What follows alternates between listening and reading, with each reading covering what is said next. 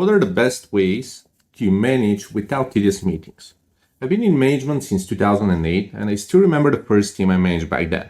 I was in software engineering, just got promoted to tech lead, and I suddenly realized that I had to start a lot earlier before everyone else joined in and wrap up after everyone was gone so that I could prepare all the reports and everything in between.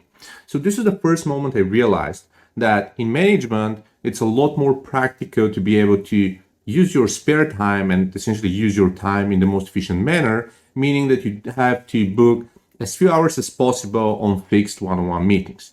This is very contrary to how business and corporations work, because they normally teach you to set up one-on-one meetings on a regular basis, and the more reports you've got, the more meetings you're in. Additionally, you do have management meetings, board meetings, report meetings, weekly stand-ups, and everything else that comes up. As a result, as a great advocate of async and asynchronous communication as a whole, I've picked up 12 best practices on how you can manage your teams without the tedious meetings. Here it is. Number 1, invest in results-only working environments. What is RAW?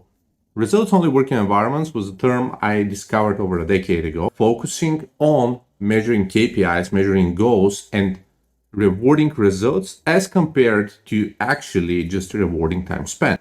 Most corporations are all about checking in and checking out, meaning that they measure the amount of time spent at the office or the amount of time spent on Slack, starting with the pandemic.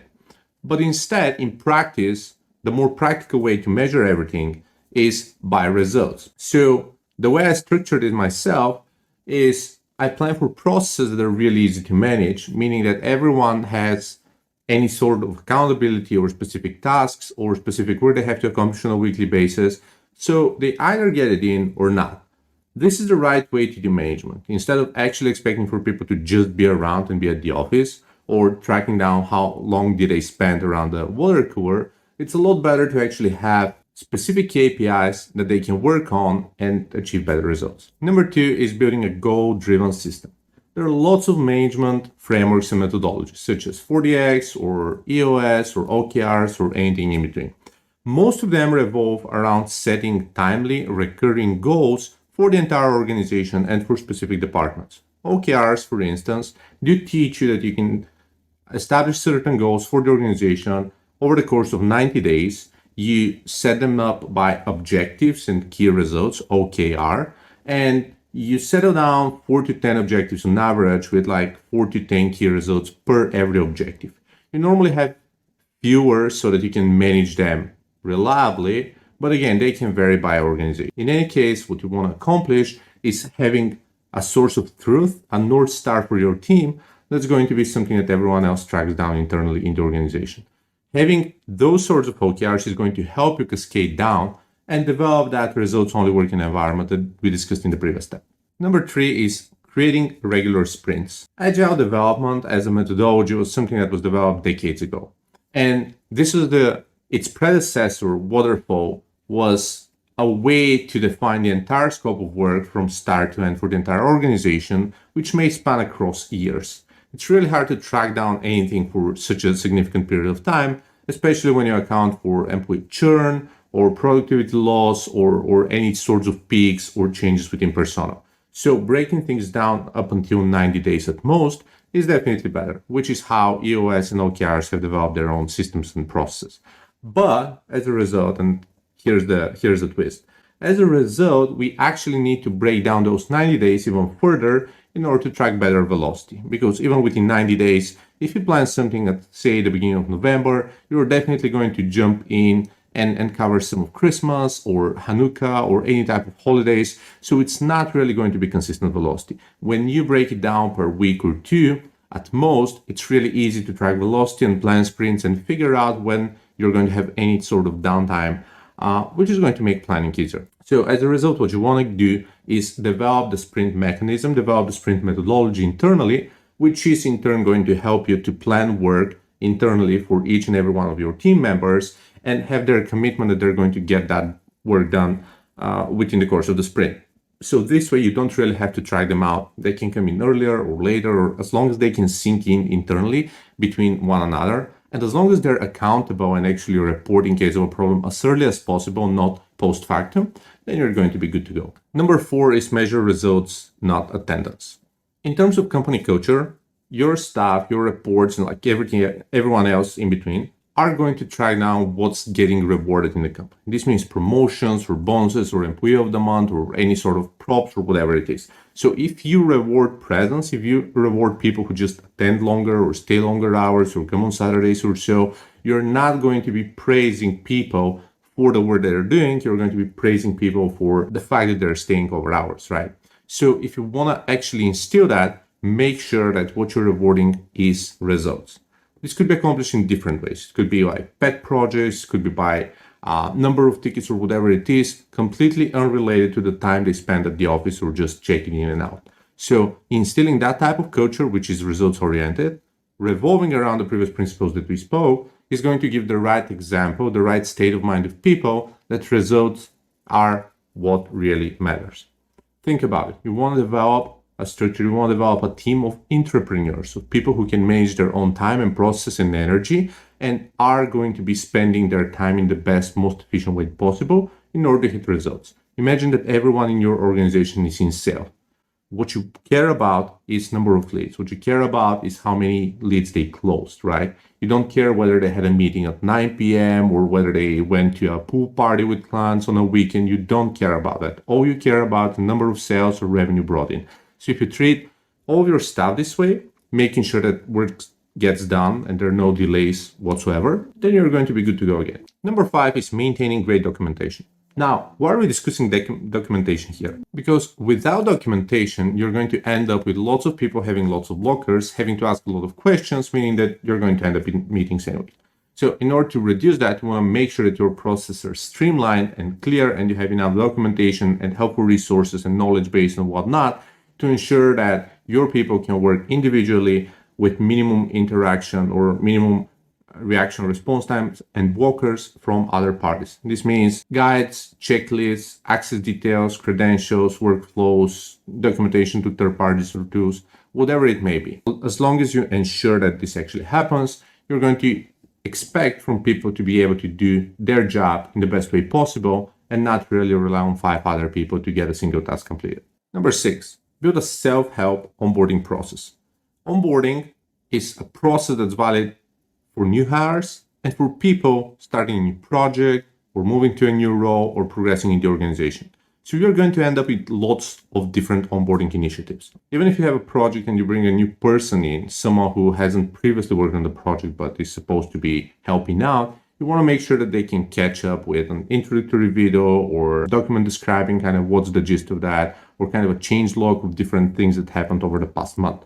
So having that, they do have a streamlined process that they can catch up in the morning, in the evening, even on the weekend, and really get themselves familiarized with the process. Otherwise, you're going to be blocking your most senior resources on actually bringing them up to date. Number 7 is test out asynchronous communication first. A lot of people are very suspicious to that and don't believe it's true or so. You can't really know whether it's going to work or not unless you test it out. I'm a great fan of different methodologies that are trying to put a system to a test. For instance, Netflix have a tool called Chaos Monkey that actually shuts down certain instances every now and then, and it's been live for a decade or so, which is self-sabotaging their own systems in a way that confirms resilience and stability for their own software. It's a pretty smart tactic if you think about it.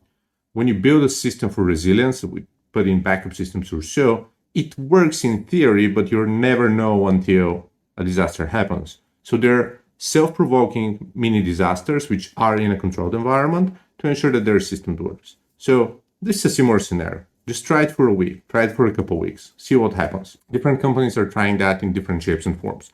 Remote work was mostly prohibited until COVID happened, and then it turned out that lots of companies can actually do remote as well. When you self-force yourself to do something, it may actually work out. So there are lots of valid reasons why async works, as long as you apply the right methodology and the right instrumentarium to measure things in the best possible manner. It's something that actually works for your organization as well. Number 8, rely on your introverted team ambassadors. Now, approximately 50% of the population is introverts and another 50% is extroverts. Introverts are more looking internally within themselves and reacting upon what's happening. They're more introspective, they're makers, they're doers. I'm an introvert myself. And extroverts are getting charged by communication and vocalization and networking events and so forth. So if you're trying to instill the type of organization that's actually getting stuff done, you want to rely more on your introverts to ensure that you have a solid environment that moves forward efficiently. So right now, if you have a very meetings heavy environment, you can be certain that your introverts are not going to be happy with that, and they're going to be exhausted most of the time. They're probably not going to be very efficient during more meeting days and so forth. So you can use them to guide the process and make sure that they can help you out develop a process that's both inclusive to extroverts, but maintains efficiency and even doubles down on the efficiency that they need to do that. So use your introverts as your guiding light, as your kind of brain trust to adopt a similar situation. And then if you want to account, and again, I don't want to discard extroverts in any way possible, but if you want to make extroverts happy, let them communicate by one another. Let them communicate with themselves if they want to, or create networking events or happy hours or anything else that are not mandatory, not official business events, but where extroverts can actually go and charge and just communicate. Just don't instill them across your organization, because 50% of your staff are going to be forced to go there regardless of whether they want it or not. Number 9 is turn meetings into a disciplinary action. Now, I have a great saying that no one on their deathbed said, I wish I was in more meetings in my lifetime, right? And there's a good reason for that. You may be a workaholic. You may enjoy doing what you do. You may work in a company that's in fundraising for charities or just giving back to the community. So you may actually love your job. You may actually love your colleagues and enjoy spending time with them. But there's hardly anyone who just said, hey, I wish I had more meetings in my lifetime. There's nothing around that. So the way I look into that is I look into meetings as a disciplinary action. What does that mean? It means that in order to have a meeting, there has to be something broken or something incomplete or some problem that you need to overcome in order to actually make this meeting a rational process. So if you think about it, if you have onboarding for new staff members and there are meetings for onboarding, this means two things. First off, it's kind of a punishment because the new hire is not up to date yet. So the sooner they get up to speed, the fewer meetings they're going to have afterwards. So it's a motivation for them to learn faster. And the second thing is it means that your onboarding materials and resources suck. So you need to invest in more of those onboarding materials in order to cut down on meetings. Same goes for other sorts of one-on-one meetings, performance improvement plans, or anything like that. If you have an instrument to make them happen, you wouldn't have to need meetings in the first place. So when you look into meetings as more of a punishment because a process is broken or people are misbehaving or so, this is a great way to make sure that you can have a no meeting policy, with meetings being the exception instead of being the other way around. Number 10, hire a consultant specializing in remote work or productivity. It's really helpful to work with someone who has adopted asynchronous communication or is a great proponent of operational consulting, management consulting, efficiency, with a focus on reducing meetings. Now, there are a lot of management consultings that try to instill more meetings because honestly, in management consulting, oftentimes you get billed by the number of meetings you have, not really by the amount of work or the outcome of your work at the end of the day. But there are lots of productivity coaches or business consulting, myself included, offering that type of solution, how to improve your process, how to reduce churn, how to reduce operational inefficiency. So working with third parties, anyone, or just calling a friend who is in an organization that has fewer meetings is going to be really helpful to just get enough insight or ask for some follow-up questions or kind of side situations that may occur while instilling that. In any case, try to look for help, ask for advice, even ask on forums or Quora or Twitter even, just to gather enough insights and ideas on how to implement that and make the process better. Number 11 is try it out for 2 weeks. There have been several different studies occurred over multiple periods of time, testing out different scenarios in different organizations. So we're talking about surveys and test groups and so forth, trying out remote working or 4-day work weeks or any other type of scenario, 6-hour work days and whatnot. So no meeting days and no meeting weeks have also been tested, and in general, they show really promising responses. There are lots of different studies. I'm not going to get obsessed around one of them because it may be kind of an exception to the case. But just try that for 2 weeks. See what happens. Just pick 2 weeks and say you're going to have 2 days per week with no meetings, or just having 1 week with no meetings whatsoever. No meetings at all, and see what happens. See what sort of results you get. It's going to be really interesting to kind of measure the results at the end of the week and kind of try to find out what sort of situation, what sort of environment you're nurturing in the first place.